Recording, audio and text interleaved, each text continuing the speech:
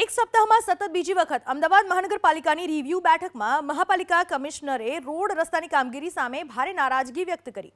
રોડની કામગીરી મુદ્દે ટિપ્પણી કરતા કહ્યું કે હવે તો હું પણ કહીને થાકી ગયો, છતાં કામગીરી સુધારતા નથી.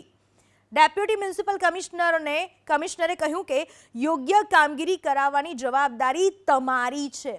જો સ્થિતિ નહીં સુધરે તો હું તમારી જવાબદારી નક્કી કરીશ. રિવ્યુ બેઠકમાં બુધવારે દક્ષિણ અને મધ્ય ઝોનની સફાઈની કામગીરીની સમીક્ષા કરવામાં આવી હતી, જેમાં રસ્તાઓના પેવરની કામગીરી ખરાબ હોવાનું ધ્યાને આવ્યું હતું. જેથી આ મુદ્દે મહાપાલિકા કમિશનરે કહ્યું હતું કે જુલાઈમાં સ્વચ્છતા સર્વેક્ષણ થવાનું છે, જોકે હજુ યોગ્ય કામગીરી થઈ નથી. તો ઇજનેર વિભાગના કામો અંગે અસંતોષ વ્યક્ત કર્યો. મહાનગરપાલિકા કમિશનર થેન્નારસને કહ્યું કે વારંવારની સૂચના છતાં યોગ્ય કામગીરી થતી નથી. હવે તો આ મુદ્દે હું સૂચના આપીને થાકી ગયો.